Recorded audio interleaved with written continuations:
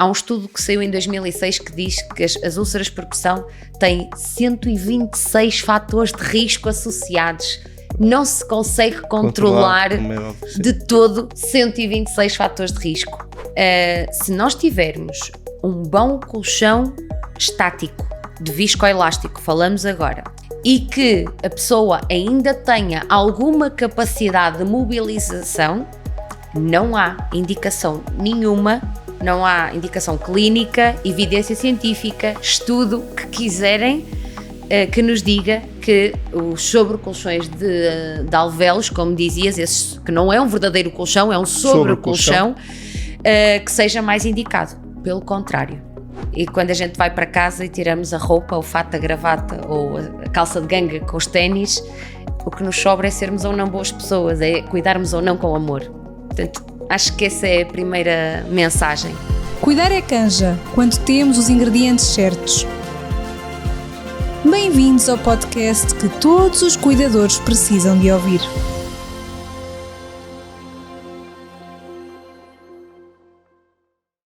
Olá a todos, bem-vindos a mais um episódio do Cuidar é Canja. Hoje vamos ter uma conversa que muitas vezes evitamos. Vamos falar sobre dor, sobre dignidade e sobre medo. Se nos está a ver ou a ouvir e é cuidador, seja de um pai, de uma avó ou de um utente, provavelmente conhece o fantasma das escaras. Aquelas feridas que parecem surgir do dia para a noite em quem está acamado, que trazem um sofrimento terrível ao doente e um peso de culpa gigante a quem cuida. Antes de avançarmos, é importante ter uma noção da dimensão real deste problema. 1 em cada 10 pacientes acamados na Europa desenvolve uma úlcera por pressão. 50% dos pacientes que desenvolvem uma úlcera por pressão morre em apenas 4 meses. Entre 80% a 95% destas feridas poderiam ter sido evitadas. O custo de tratamento pode variar entre os 1.300 e os 14.000 euros. E prevenir é cerca de 7 vezes menos dispendioso do que tratar. Estes números não são uma consequência normal da velhice. E há inúmeros mitos perigosos associados que vamos esclarecer hoje. Para me guiar nesta viagem, convidei alguém que une o rigor da ciência à sensibilidade do cuidado. Ela é enfermeira e representa a OneCare, um grupo europeu que está na vanguarda das soluções tecnológicas para a saúde. Sara Oliveira, muito obrigado por teres aceitado o nosso convite. Obrigada eu, António, pelo convite. Ora essa. Eu, para começarmos, gostava que falasse um bocadinho sobre ti. No fundo, sobre o teu percurso profissional e como chegaste até aqui, digamos assim. Portanto, eu acabei a minha formação como enfermeira há 18 anos e iniciei o meu percurso profissional por uma unidade de cuidados continuados, e onde tinha doentes essencialmente para reabilitação, e logo desde esse início que me apaixonou muito esta parte do material para reabilitação da pessoa. E efetivamente fiz um percurso nessa unidade. Depois trabalhei aqui na área da diabetes também, com muita formação para profissionais de saúde, para pessoas com diabetes, onde fazíamos consulta essencialmente de ensino de insulinoterapia, que era algo importante para dar autonomia à pessoa para poder gerir o seu regime terapêutico em casa. E a seguir, juntamente com esta área da insulinoterapia, despertou-me alguma curiosidade a área do pé diabético. E o meu percurso nas feridas acho que começou por aí, por me interessar pela área do pé diabético. Então, iniciei, após este período na área da diabetes, iniciei o percurso de tratamento de feridas. Trabalhei numa empresa onde trabalhávamos essencialmente materiais de tratamento de feridas, com muita formação também a profissionais de saúde nesta área. Fazíamos muitos casos clínicos de acompanhamento e evolução da ferida, e acabei por ter contacto não só com o pé diabético, mas com úlceras de perna e úlceras de pressão, que acaba hoje em dia por ser a minha área de trabalho, não propriamente o tratamento da ferida, mas a prevenção das úlceras de pressão. Atualmente eu estou a trabalhar na OneCare. A OneCare é um fabricante de superfícies de apoio. Superfícies de apoio chamamos com os colchões, almofadas para cadeiras de rodas. temos muitos outros materiais também, camas, gruas de transferência, elevadores de transferência, mas estou muito direcionada a esta área das superfícies de apoio na prevenção da ferida, até pelo meu percurso e pelo facto de ser enfermeira, que me apaixona esta área de tratamento de feridas, sem dúvida. Muito bem. Olha, aqui nós habitualmente ouvimos muito falar de escaras. As pessoas, por norma, falam de escaras, sobretudo em pessoas acamadas. Mas os profissionais de saúde utilizam o nome técnico úlceras por pressão. Certo. Queres falar um bocadinho sobre isso? Porque é que... Úlcera por pressão, efetivamente, é o nome correto, ainda que era o que se habitualmente chamava anteriormente, as pessoas no cotidiano chamavam escaras, e ainda hoje se conhece este material como prevenção de escaras, e para os cuidadores, para as famílias, é mais fácil quando... nós chamamos de escaras, entenderem do que é que nós estamos a falar. Mas o nome correto, efetivamente, são úlceras por pressão. E se as pessoas lá em casa acabarem por ter uma ideia do que são úlceras por pressão, vão perceber o porquê do nome técnico, porque estamos efetivamente a falar de lesões que podem vir realmente a ter uma ferida aberta, digamos assim, e que são lesões provocadas pela pressão dos nossos ossos em determinadas zonas do nosso corpo onde temos mais proeminências ósseas, para ser mais fácil das pessoas perceberem, por exemplo, a zona dos cotovelos, a zona do cóccix, a zona dos tornozelos, a zona do calcanhar.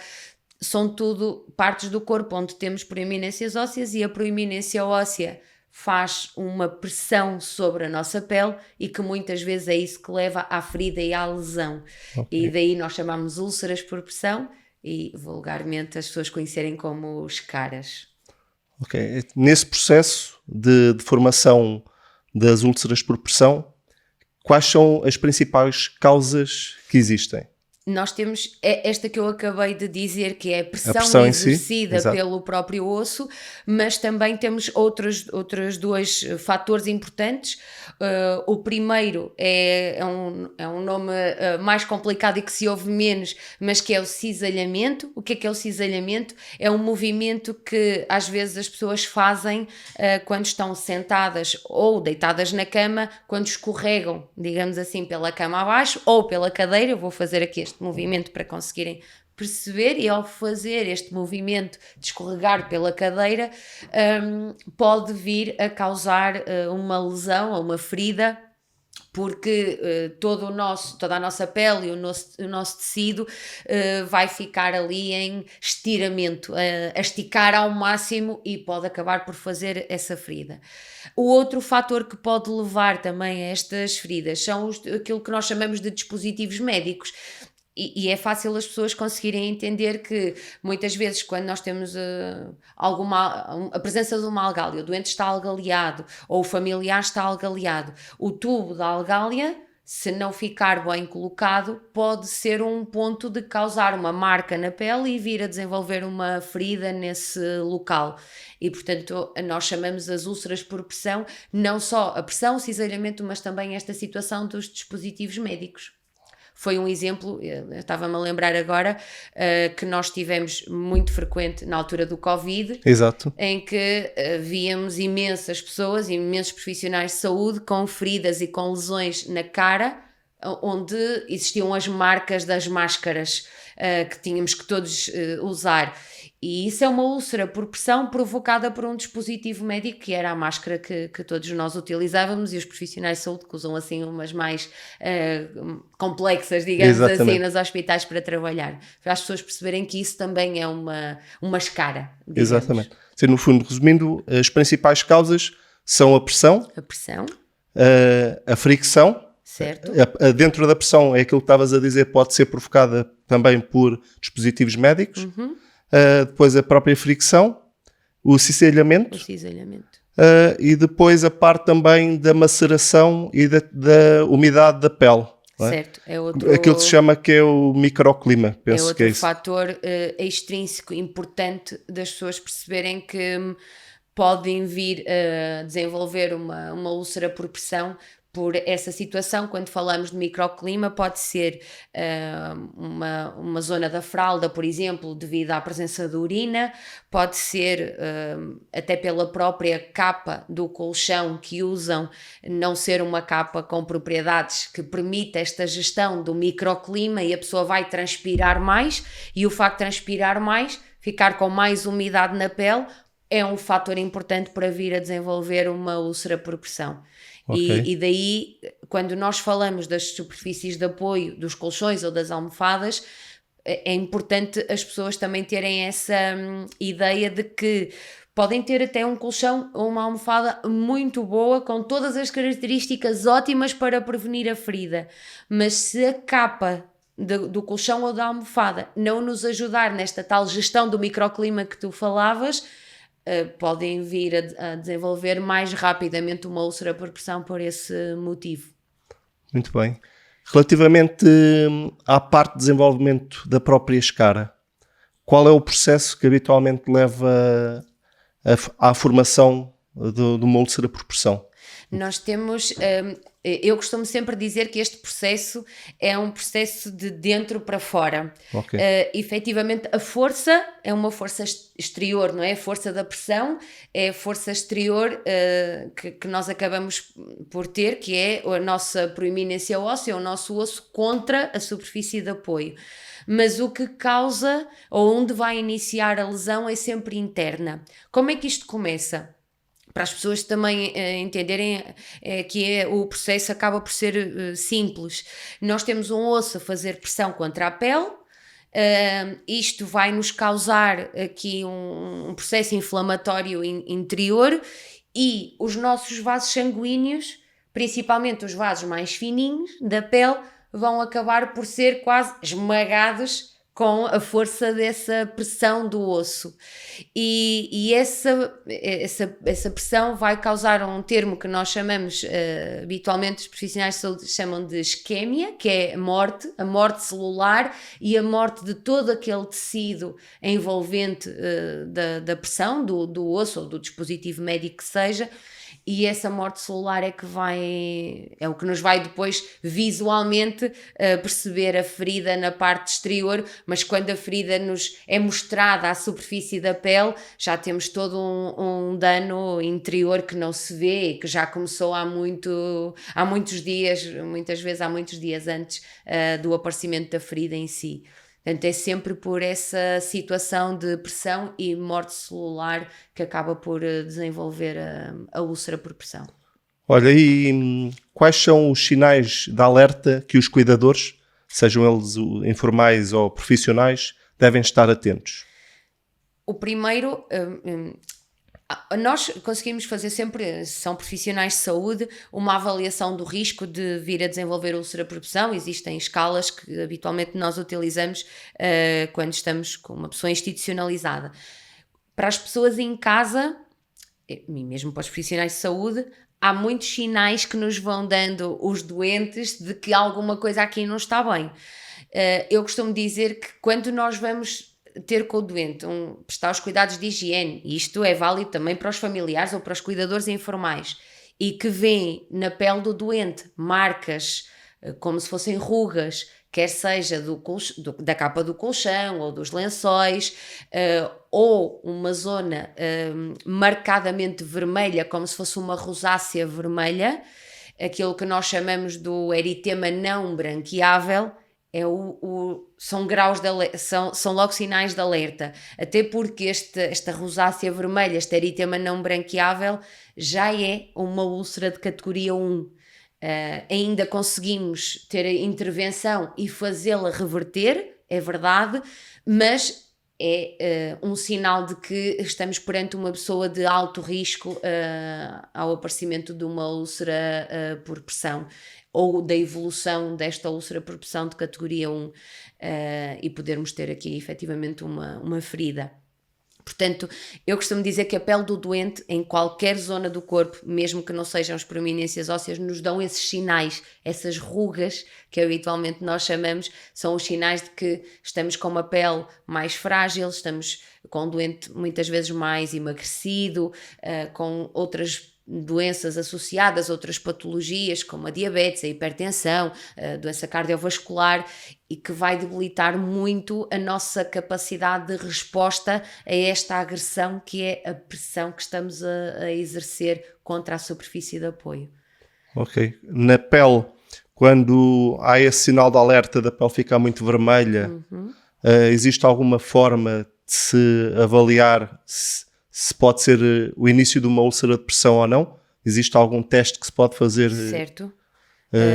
Existe, quando nós temos essa rosácea vermelha, que nós chamamos de eritema não branqueável, o que é que nós podemos fazer? Fazer pressão com o nosso dedo indicador sobre essa zona. Se nós fazemos isso na nossa pele normal, esse local onde fazemos pressão vai ficar branco. É um eritema branqueável, não há problema nenhum, é sinal que temos ainda sangue a correr naquela zona, costumamos dizer que ainda há perfusão nos tecidos. Quando nós temos esse eritema não branqueável, é exatamente essa a questão, nós carregamos com o nosso dedo sobre essa zona vermelha e não vai ficar branco. Então, esse é o sinal de que é a primeira categoria de uma úlcera por pressão. É importante as pessoas perceberem que já é considerado lesão essa rosácea. Ainda conseguimos reverter? Conseguimos reverter o eritema e evitar que não avance para uma lesão mais complicada. Mas é importante que as pessoas percebam que este é um enorme sinal de alerta. Ok, nesse caso, quais são os procedimentos que as pessoas devem adotar? No caso de ser um profissional de saúde, com certeza, se caso for um enfermeiro, vai iniciar a incidir sobre a prevenção e sobre os possíveis tratamentos que poderá ter ainda numa fase inicial. Se for um cuidador sem experiência, que recomendações é que deixas? Existem, estou-me aqui a recordar duas coisas importantíssimas. A primeira é que iniciemos posicionamentos ao doente, e quando eu digo posicionamentos é mudar a posição com mais frequência e evitar essa zona onde já temos o eritema não branqueável. Porque se continuarmos a fazer pressão, como eu disse há pouquinho, vamos continuar a aumentar a morte celular e vai evoluir. Portanto, a primeira medida é não virar a pessoa para esse local. E já percebemos que se fez um eritema não branqueável, temos que mudar de posição a pessoa com mais regularidade. A segunda coisa que me estou aqui a recordar e que pode ajudar imenso no tratamento destes eritemas não branqueáveis é a utilização de ácidos gordos hiperoxigenados, que é assim, um nome muito complexo e muito pomposo, mas que existem no mercado algumas marcas. Sim, podes divulgar, falar de marcas. As duas mais conhecidas é o Corpitol e o Linovera, que são óleos. E o que é que estes óleos são ácidos gordos essenciais, e o que é que vão fazer? Quando nós fazemos a aplicação deste óleo, fazemos como se fosse uma gota nessa zona, não é preciso uma quantidade muito grande, não é indicado massajar, apenas espalhar esse óleo nesse local, e estes ácidos gordos essenciais o que vão fazer é ajudar a fortalecer essa pele. É como se a pele ficasse mais presa entre si e evitasse romper tão facilmente, porque vai formar uma barreira gordurosa à superfície da pele e vai evitar perder água. E então nós devemos ter uma pele muito mais hidratada, e a pele hidratada tem mais flexibilidade. E isso é o que vai ajudar a reverter também este eritema não branqueável. Portanto, ficam dois nomes, duas dicas para que os cuidadores informais, isto são produtos que os enfermeiros utilizam muito nos hospitais e nos cuidados de saúde, quer seja numa residência, num lar, mas às vezes para os cuidadores informais ou que têm um familiar em casa podem não ter esta informação, e pode ajudar bastante, quer a reverter o o eritema não branqueável, quer a colocar na zona de proeminência óssea para que não apareça este eritema não branqueável. São produtos excelentes para ajudar na prevenção. Ok, boa. Olha, e que outros cuidados é que devem ter, por exemplo, relativamente aos posicionamentos?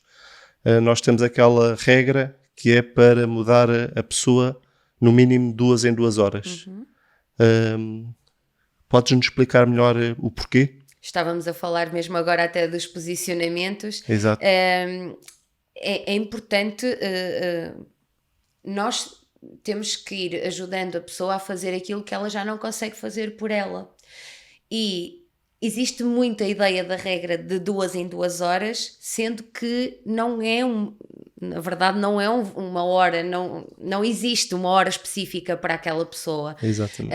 O posicionamento pode ter que ser feito de hora a hora, pode ter que ser feito de meia hora, de 3 em 3 horas.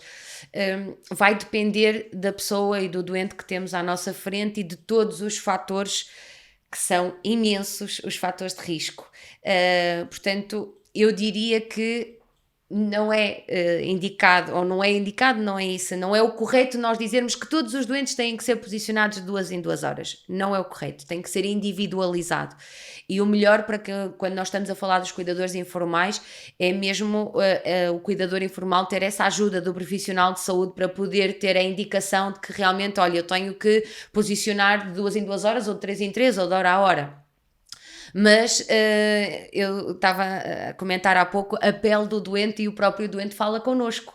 E se eu vou abordar o meu paciente ou até o meu familiar em casa e vejo que a pele já tem essas rugas, por exemplo, das marcas dos lençóis ou da capa do colchão, e estou a posicioná-lo de 2 em 2 horas, se calhar não está a ser o suficiente, porque já existem aqui marcas. Antes que me apareça noutros locais, eu vou ter que posicionar com mais regularidade. E portanto, estas dicas também podem ser boas para quase fazermos uma tentativa e erro, mas que nos vão ajudar a encontrar qual é o horário correto para esta pessoa. Isto se a pessoa não consegue fazer o posicionamento de forma autónoma. Exato. É óbvio que existem aqui ajudas nos posicionamentos de dispositivos médicos que hoje em dia já existem. Nós em casa costumamos posicionar com as almofadas lá de casa. Exato. Mas é importante que as pessoas também saibam que já existem almofadas de posicionamento e que ajudam que a pessoa mantenha a posição correta que vamos fazer por mais tempo, porque muitas vezes nós posicionamos a pessoa, mas eu às vezes dou este exemplo, que nós ainda nem saímos do quarto do nosso familiar e a almofada das costas já está no chão e as pessoas não mantêm o posicionamento e aí perde-se um pouco o que estamos a fazer. Por isso, para que saibam que estas almofadas ajudam a manter o posicionamento por mais tempo e que nos garantem que a pessoa fica posicionada no ângulo correto, que hoje em dia também é discutível essa questão, mas que fica posicionada no ângulo correto. No fundo, portanto, aquilo que estás a dizer é que no posicionamento que as pessoas devem fazer, neste caso os cuidadores devem fazer ao paciente que está na cama e que tem o risco de fazer feridas, é que deve fazer o posicionamento, esse posicionamento, ou seja, alterar a posição de 2 em 2 horas, pelo menos. Isso consoante também o próprio paciente que temos à frente. Certo, não é? Certo. Mas, para além disso, podem ser utilizadas outras ferramentas que vão ajudar também nesse posicionamento, para além das almofadas que temos em casa, certo? Que vão, obviamente, ter outro tipo de vantagens. Queres falar que tipo de almofadas é que existem? Eu creio que são almofadas posicionadoras, certo? Certo. Anatómicas. Quais são as principais vantagens dessas almofadas? Nós temos até agora uma ideia e uma discussão ainda bem que a ciência evolui para nos dar aqui também informações. Efetivamente nós utilizávamos muito a posição lateral, não é? Virar a pessoa para a direita ou para a esquerda na totalidade e ficava quase como 90 graus. Não está indicado já esta posição. O que está indicado é nós fazermos estas posições a 30 graus. E para quem tem uma pessoa em casa, é um cuidador informal, é muito fácil dizer, então, Sara, diga-me lá como é que eu agora vou medir aqui 30 graus para garantir que tenho o meu familiar posicionado da forma mais correta. Então, já existem almofadas que têm o formato, por exemplo, de um S e que acompanha o corpo da pessoa desde a zona da cabeça, toda a zona das costas, passa no meio das pernas até aos tornozelos, até aos malelos, onde a pessoa fica toda posicionada com uma almofada única. É mais difícil de sair desse posicionamento e essa almofada tem precisamente 30 graus. Portanto, com esse dispositivo, o familiar consegue, ou o cuidador consegue garantir que tem a pessoa posicionada nos 30 graus e com mais dificuldade em se desposicionar, vai manter aquela posição efetivamente durante as 2 horas, ou 3 horas, ou 1 hora, que nós queremos mudar novamente a posição. E eu acho que às vezes há algum desconhecimento destas almofadas, são dispositivos médicos relativamente a preços acessíveis hoje em dia no mercado e que conseguimos ter esta ajuda para quem está em casa e são mais fáceis de colocar do que posicionar a pessoa com 5 ou 6 almofadas daquelas que nós temos habitualmente lá em casa.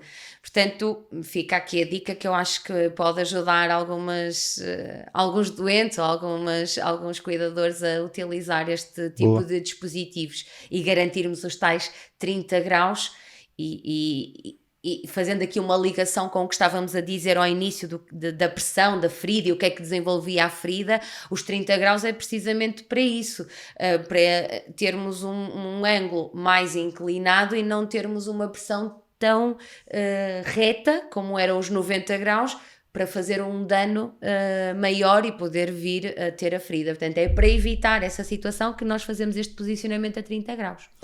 Para além das almofadas, uma das coisas mais importantes tem a ver com a escolha do colchão. Isto porque o colchão também pode nos ajudar não só a proporcionar um melhor conforto e posicionamento, mas precisamente para nos ajudar a prevenir a formação de feridas ou de complicações. Sem dúvida. Que tipo de colchões é que existem hoje e como é que, no fundo, um cuidador pode selecionar o colchão mais adequado para aquela situação? E eu, antes de te responder, eu acrescentaria ainda outra coisa, António, porque eu acho que os colchões também nos podem ajudar a prolongar mais este intervalo dos posicionamentos, que é uma coisa fantástica, que eu acho que às vezes também não há muito esta ideia, que se eu tenho a necessidade de posicionar a pessoa de 2 em 2 horas, por exemplo, mas se eu tiver um bom colchão adequado para aquela situação, eu se calhar só preciso posicionar a pessoa de 4 em 4 ou de 5 em 5, porque vou ter um colchão que me vai ajudar nesse posicionamento. Mas pegando no que me estavas a perguntar em relação aos colchões, nós temos essencialmente 3 tipos de colchões no mercado, hoje em dia, para a prevenção. Falamos dos colchões de viscoelástico, que são aqueles mais conhecidos e que as pessoas já vão ouvindo que a espuma de viscoelástico é uma espuma que tem capacidade de prevenção.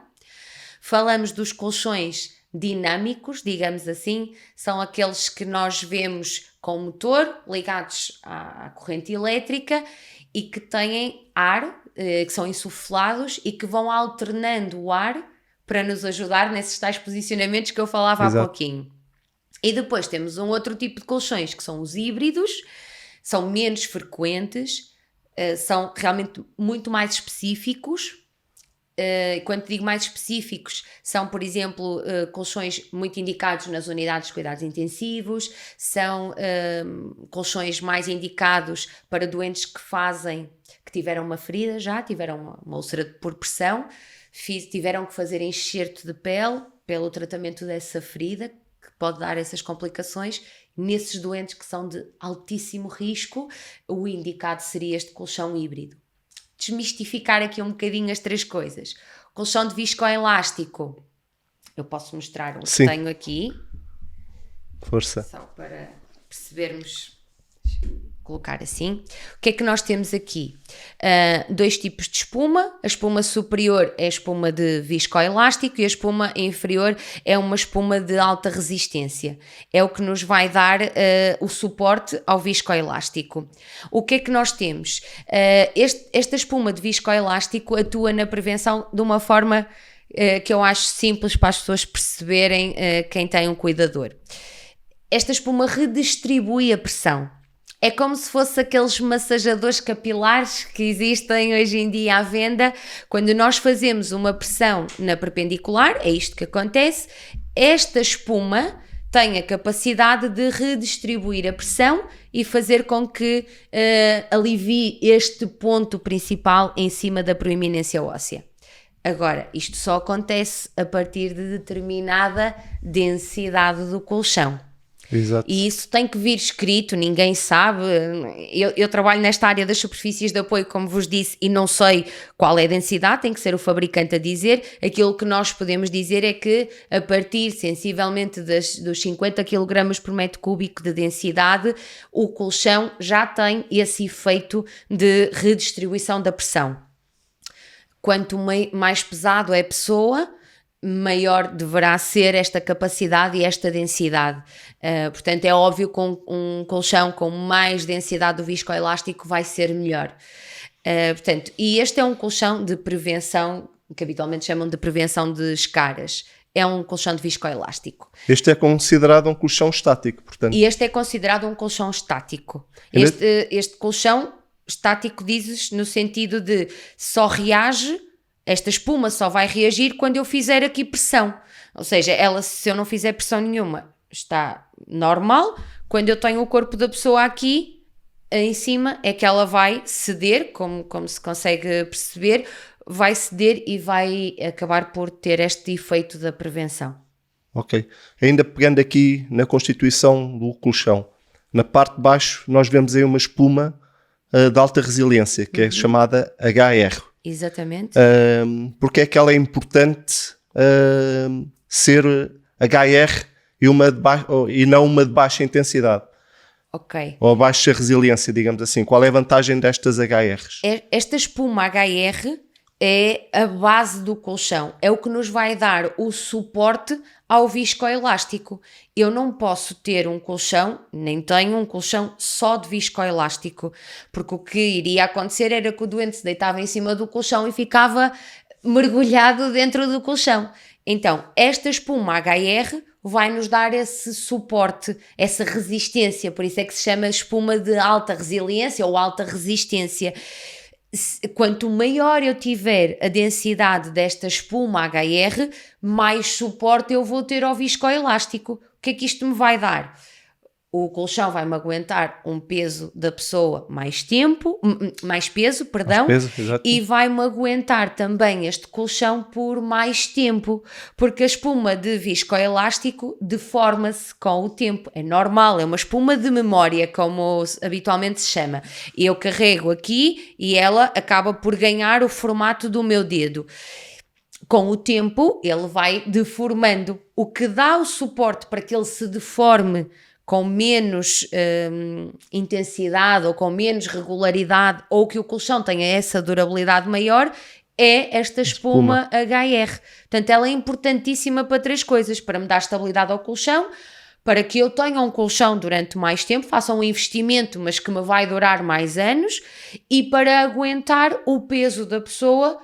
Se for um peso superior, tem que ter uma densidade da espuma HR também superior.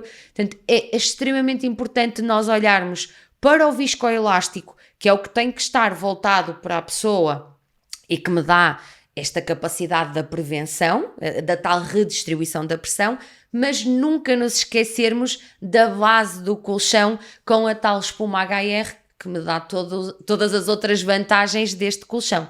Portanto, nós olhamos para um colchão de viscoelástico ou estático, como dizias, e deverá ter esta imagem visual de uma camada de suporte de espuma HR e uma camada de viscoelástico. Exatamente. Outra parte importante do colchão é a capa, certo? A capa. Portanto, essa capa tem características que são apropriadas para a prevenção das próprias feridas ou das úlceras por pressão. Que propriedades ou características devem ter essas capas e quais as vantagens delas?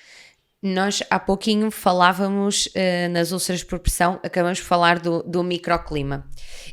Esta capa é extremamente importante para gerirmos o microclima, como dissemos no início. O que é que estas capas têm que ter? Primeira coisa, elas têm que ter uma propriedade que nós chamamos de bielástica. O que é isto? É eu esticar a capa e ela alargar, ela dar de si. Porquê? Ela tem que acompanhar o movimento do colchão, porque se não acompanhar, vai fazer as tais rugas na capa do colchão que podem fazer as rugas na pele da pessoa. Portanto, esta é a primeira característica, chama-se ser bielástica. A outra característica para este controle do microclima é ela ser impermeável. É verdade, nós não queremos que nenhum fluido passe de fora para dentro do colchão, para destruir o colchão por dentro, e quando digo fluido pode ser urina, como pode ser sangue, por exemplo, e acabar por estragar o colchão, ou mesmo até algum líquido desinfetante que possamos utilizar se passasse para dentro e íamos estragar o colchão. Portanto, ela tem que ser impermeável, mas ela tem que ter esta capacidade de ser evapotranspirável. O que é isto? Não deixa passar os líquidos de fora para dentro, mas deixa-me passar vapor de água de dentro para fora e de fora para dentro. Para que eu consiga ter, isto é importante ser nos dois sentidos. Primeiro, para que eu consiga ter uma respiração, quando a pessoa transpira mais, não ficar acumulado esse suor e mesmo ter ali um fator de risco ao desenvolvimento de uma úlcera por pressão, mas também para que as pessoas tenham essa ideia que o viscoelástico, para ter uma durabilidade maior, tem que respirar.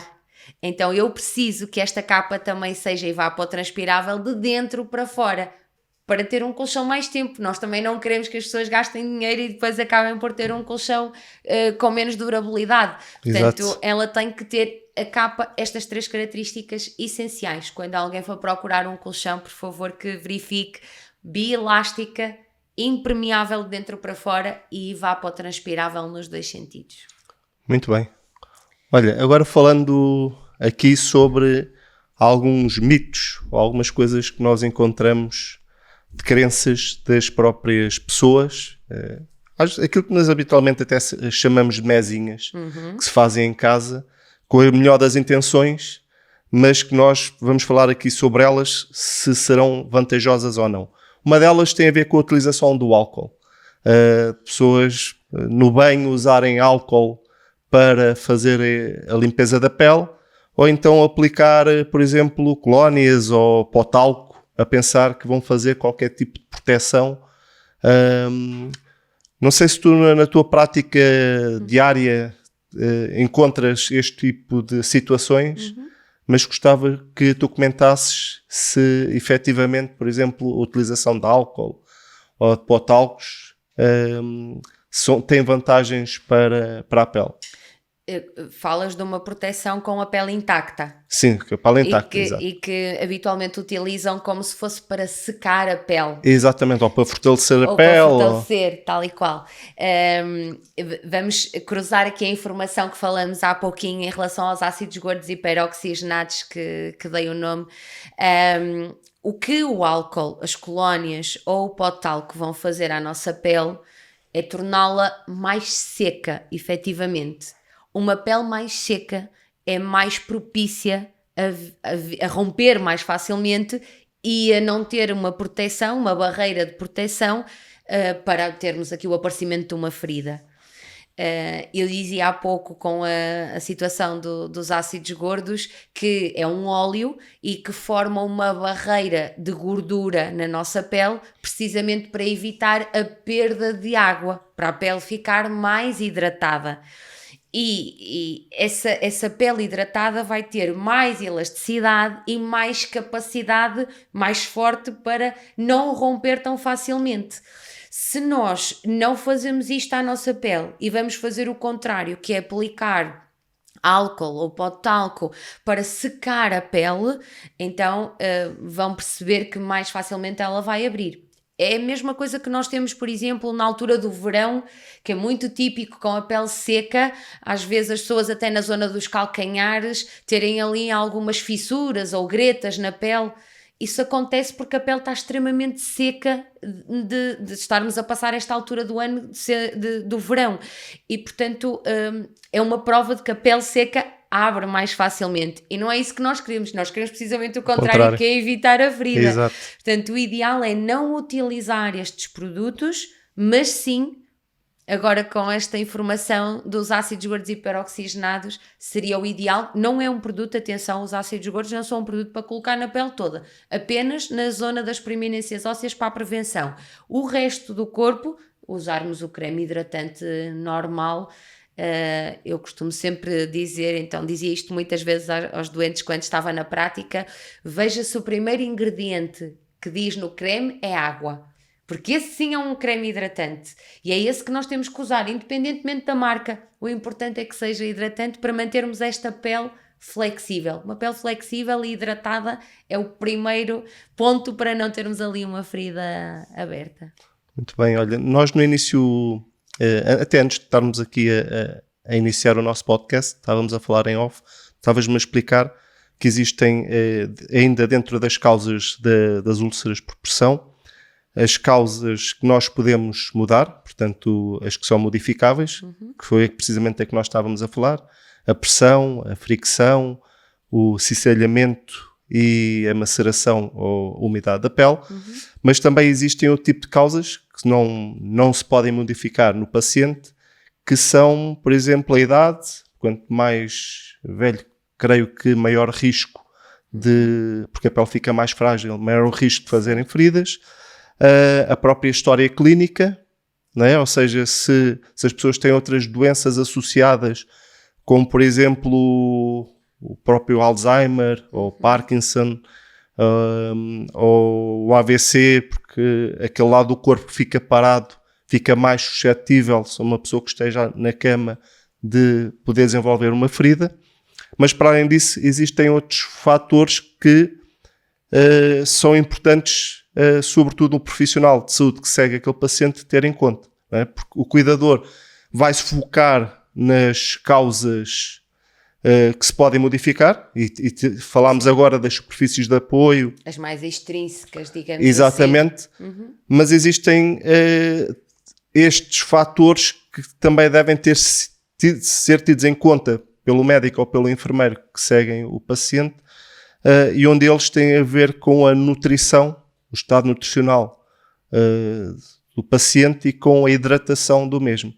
Que medidas é que habitualmente a pessoa, ou o cuidador neste caso, deve ter em conta, partindo do princípio que, lá está, vai estar a ser suportado também o cuidado por um profissional de saúde. Não é? Portanto, isto é muito importante, nós frisarmos que sempre que existe o risco ou os sinais de alerta, que um cuidador que não tenha experiência ou que não tenha a competência também possa chamar um enfermeiro ou um médico para o ajudar no acompanhamento ao doente ou ao paciente em causa, digamos assim.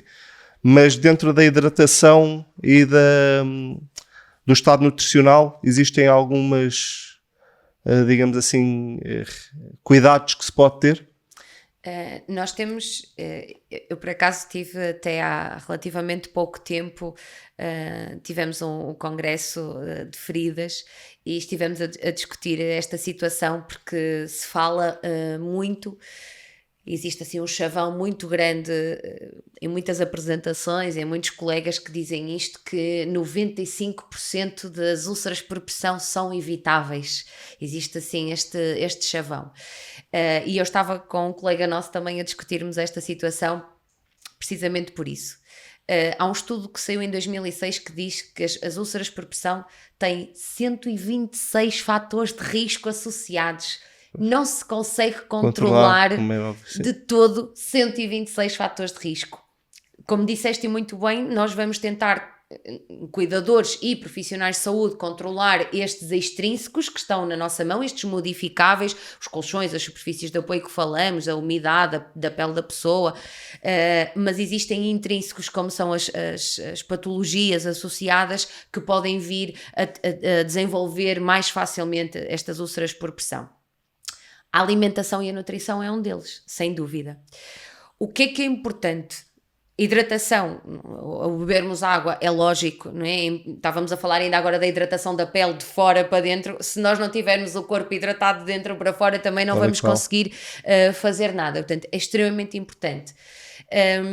Em relação à nutrição, existem, hoje em dia, quando a pessoa não tem um tipo de alimentação já adequado, e quando eu digo adequado é que é avaliado pelo profissional de saúde ou até por um nutricionista que não tem o aporte nutricional adequado à sua condição, existem suplementos que as famílias podem ter ou que os profissionais de saúde também possam ajudar a recomendar e que muitas vezes nesta situação das feridas, quer a ferida já esteja instalada ou até para ajudar aqui nesta parte da prevenção, os suplementos proteicos ajudam muito. Na verdade, o nosso músculo é constituído por proteína, portanto nós precisamos de fortalecer esta camada muscular porque nos vai dar aqui esta resistência a evitarmos a ferida. Portanto, se a pessoa e o cuidador acha que o seu familiar ou o seu paciente não tem uma alimentação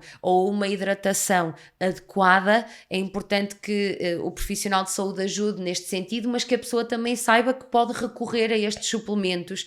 E quando digo suplementos nutricionais de proteína, até para a questão da água, falavas há pouco dos doentes, por exemplo, com AVC e que ficam com uma zona do corpo que mais propícia a poder vir a ter úlcera por pressão porque está imobilizada, menos ativa face à outra zona, muitas vezes ficam com dificuldades em engolir e às vezes para dar água ao nosso utente é difícil. Existem já no mercado também este tipo de produtos que nos podem ajudar, como os espessantes, para nós conseguirmos que a pessoa se hidrate da mesma forma, não sendo propriamente uma água líquida normal que todos nós conhecemos, fica com um aspecto mais gelatinoso, mas que nos vai ajudar a isto. Portanto, é óbvio que isto é sempre uma ajuda e um acompanhamento por um profissional de saúde, mas que as pessoas saibam que têm isto ao seu dispor e que ajuda imenso a questão nutricional aqui com a prevenção das úlceras por pressão e com o tratamento. Ok, ótimo. Olha, eu lembrei-me entretanto agora de uma situação que habitualmente nos deparamos com muita frequência, sobretudo com utilizadores de cadeiras de rodas. Por exemplo, um idoso começa a utilizar a cadeira de rodas e começa com queixas de dor, estar muito tempo sentado e, efetivamente, quanto maior o tempo está sentado, maior o risco de fazer feridas. E que muitos cuidadores ou familiares próximos que vão procurar algo para melhorar o conforto, muitas vezes procuram, não sei se por recomendação ou por outro fator, aquilo que nós chamamos de almofada tipo donuts, ou seja, uma almofada redonda que tem um buraquinho no meio e vem à procura que querem usar para dar conforto e prevenir escaras. Efetivamente, essas almofadas são indicadas para o efeito? Efetivamente não. Exato. As almofadas tipo donuts, para esta situação de prevenção, já não são o indicado. Eu sei que quando comecei a trabalhar há muitos anos atrás era o que nós tínhamos e era o que se usava e se calhar na altura também era aquilo que se conhecia em termos de ciência. Essas almofadas tipo donuts são fantásticas para uma coisa, que são as cirurgias às hemorroidas. O pós-operatório deste tipo de cirurgias são fantásticas essas almofadas. Agora, para a prevenção, não. E porquê? O que é que nós vamos ter? Essa zona no meio que nós vamos ter ali do donuts, que vai ficar sem nada, vai acabar por sobrecarregar e fazer mais pressão na outra zona envolvente da almofada. Portanto, o que vai estar em contacto vai ter uma pressão muito maior do que se fosse uma almofada completa.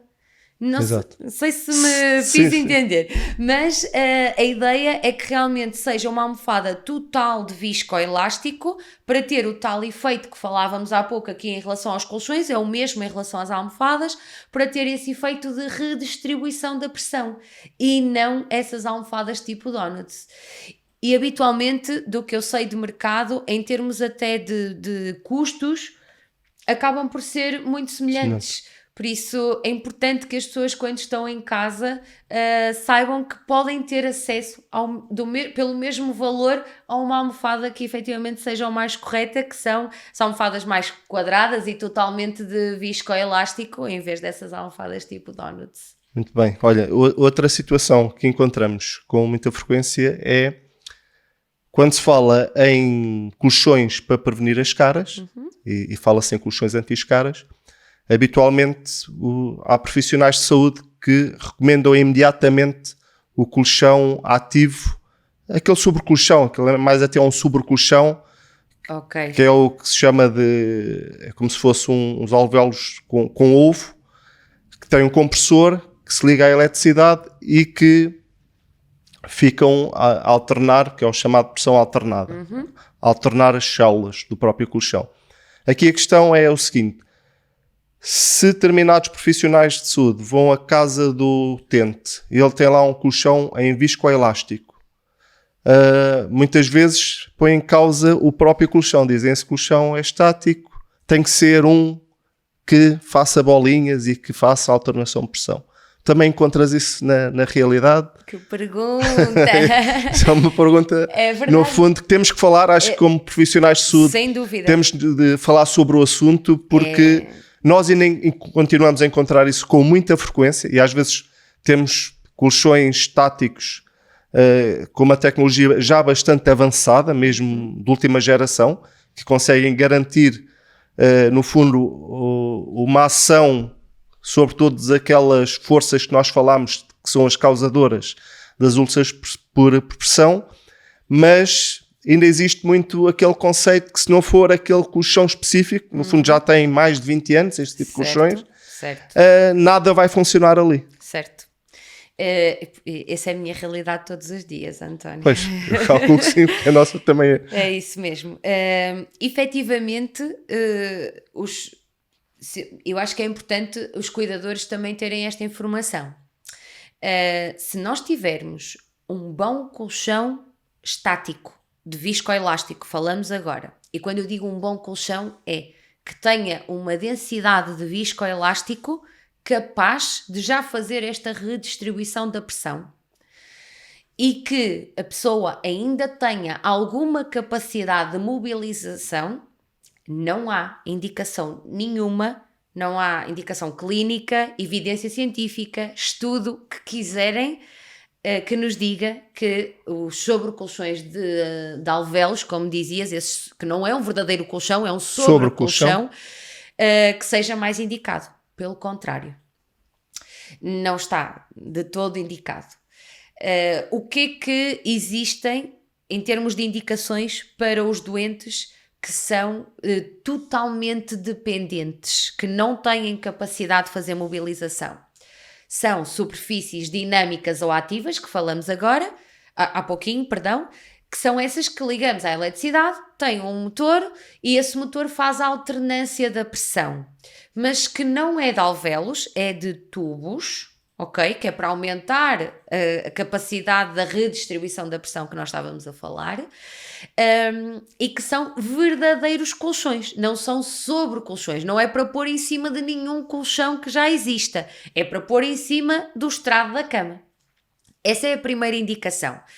A segunda indicação é que as pessoas saibam que não devem perder o efeito de um bom colchão de viscoelástico com a colocação de um sobrecolchão de alvéolos. Tal e qual, exatamente. Que habitualmente é o que existem. As pessoas até vão, os familiares até vão a uma ortopedia, uma casa que lhes dê esta ajuda na venda do colchão estático, até compram um bom colchão estático, um bom colchão de viscoelástico com essas propriedades que nós falamos todas ainda há pouco e que levam para casa e que depois chegam a casa e têm alguns profissionais que lhes dizem não, o que é indicado é colocar este sobrecolchão de alvéolos. Não é. Já não há essa indicação.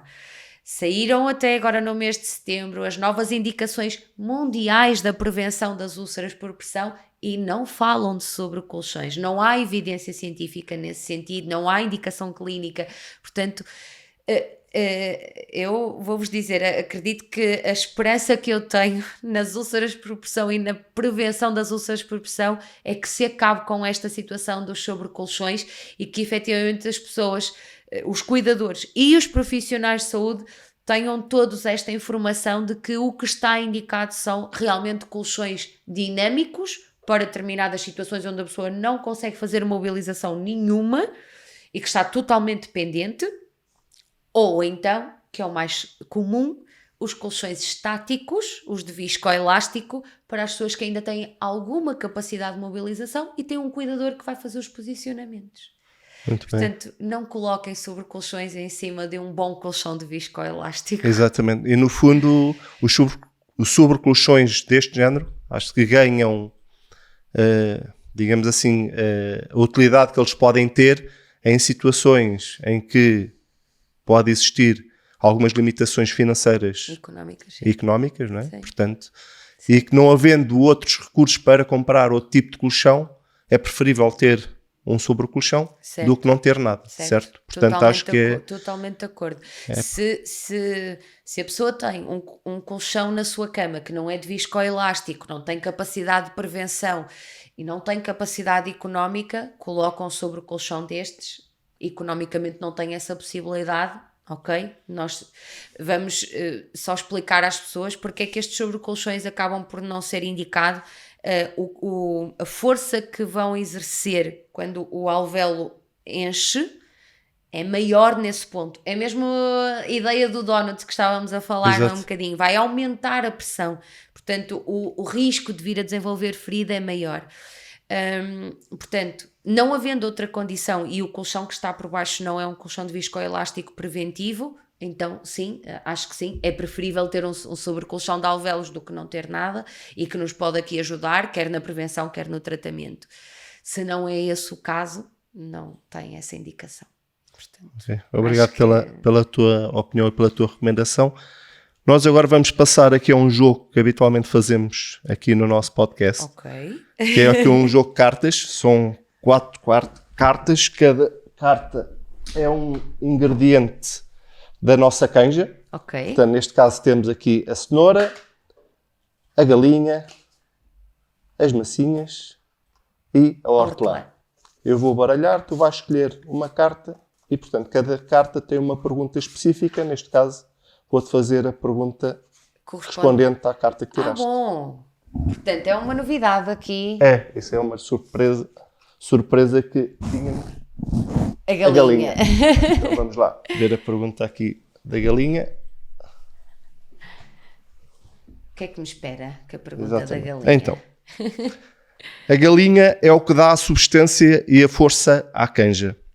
Mas no cuidado de feridas, às vezes encontramos ossos duros de roer.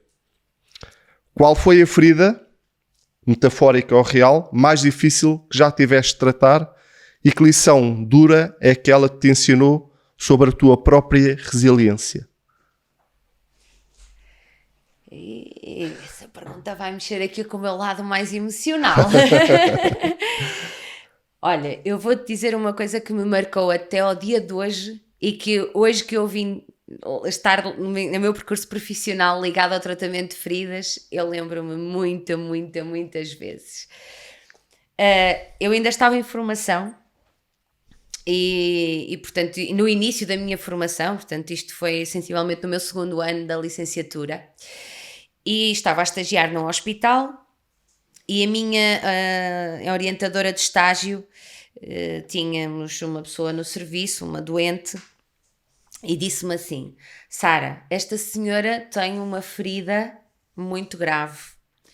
É muito difícil de conseguir fazer este tratamento, ainda por cima era uma ferida que estava infectada, não sabiam ainda qual é que era o organismo que estava ali presente, ainda estava em estudo, e portanto era difícil quer o tratamento pela dimensão da ferida, quer por toda a circunstância da infecção. A senhora estava em isolamento, tínhamos que ter todos os cuidados de vestir-nos para entrar dentro do quarto, e era o meu primeiro estágio hospitalar, portanto era tudo muito novo.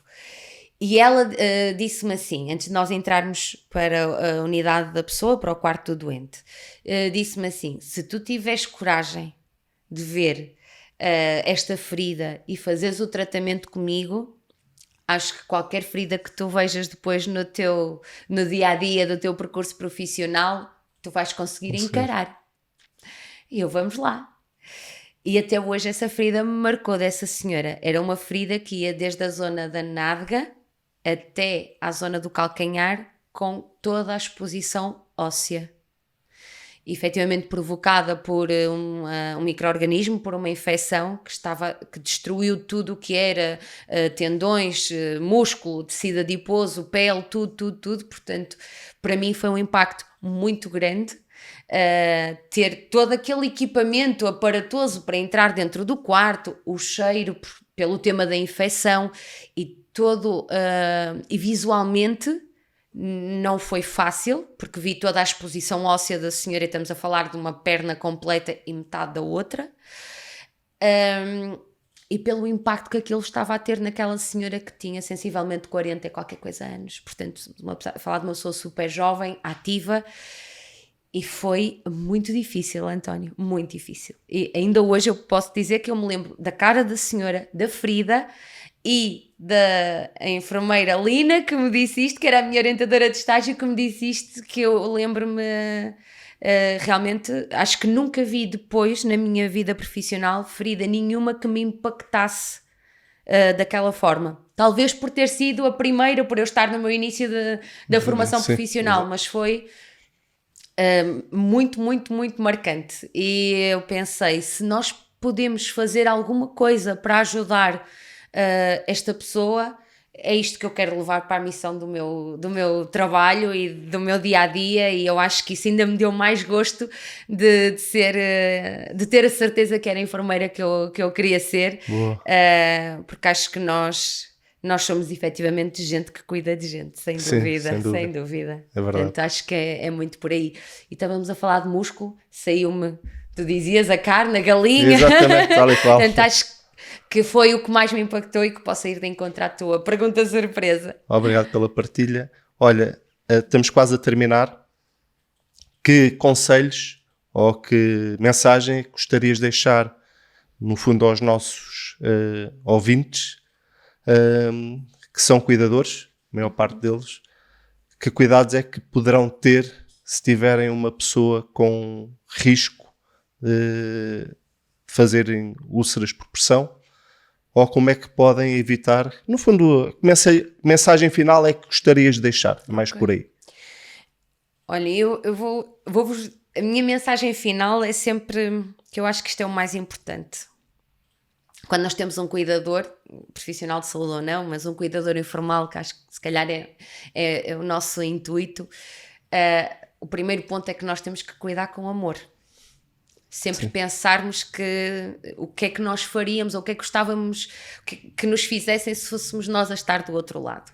Eu costumo dizer que essa é a nossa essência como humanos, e quando a gente vai para casa e tiramos a roupa, o fato, a gravata ou a calça de ganga com os ténis, o que nos sobra é sermos ou não boas pessoas, é cuidarmos ou não com amor. Portanto, acho que essa é a primeira mensagem.